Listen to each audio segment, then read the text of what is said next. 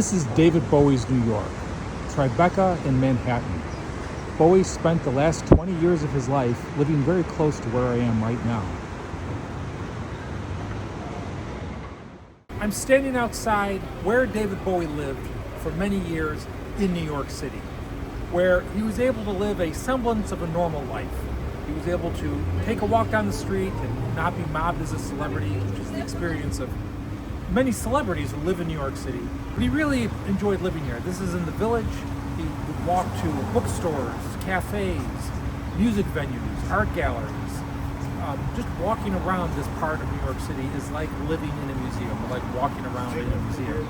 I came down right after Bowie died, and this whole street had been turned into a memorial. Fans from all over the place were laying tributes all up and down the street. Local businesses were playing his music 24 hours a day. And the city of New York really celebrated the life of David Bowie after he passed away. As he said himself, he was a New Yorker.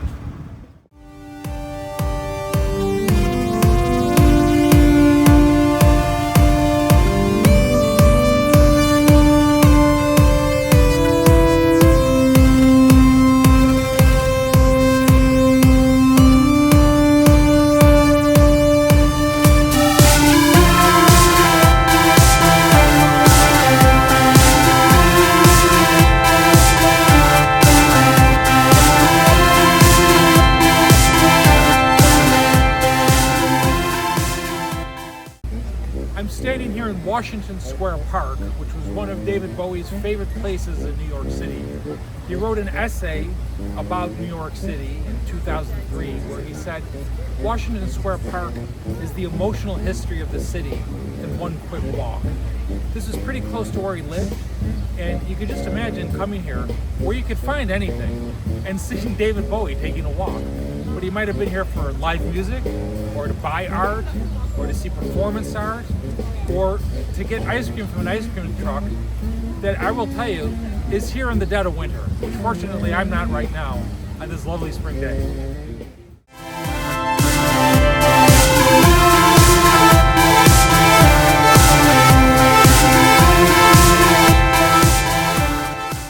I'm standing outside Cafe Reggio, which was one of the restaurants that David Bowie frequented, usually for breakfast or for coffee.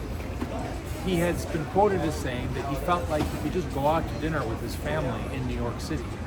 And this is one of the places that he would go for a meal.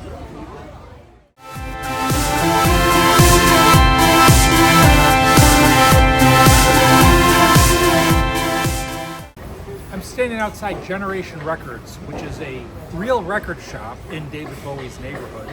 It was mentioned in a story about David Bowie's New York in the New York Times that appeared shortly after he died.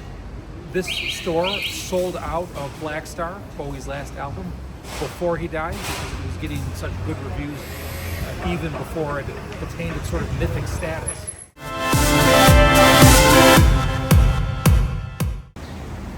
I'm standing outside the Bitter End, world famous venue for music. It's been going strong for decades. New career in a new town. David Bowie might be one of the few musicians who did not play here, but it is very close to where he lived, and it is said that he frequently visited the club. He also mentioned it in a song, You Will Set the World on Fire, which is on the 2013 album, The Next Day.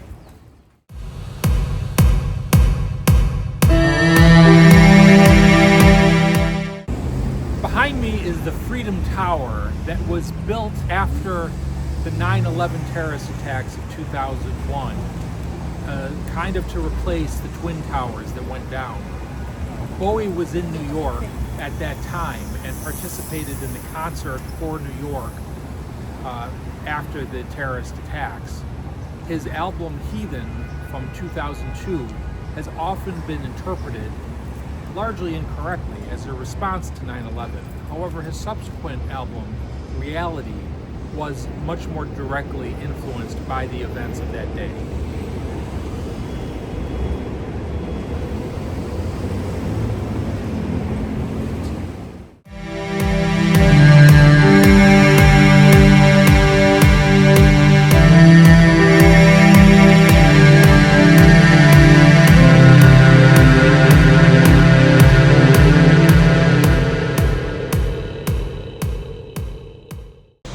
You know you're in an art district when this is the street crash.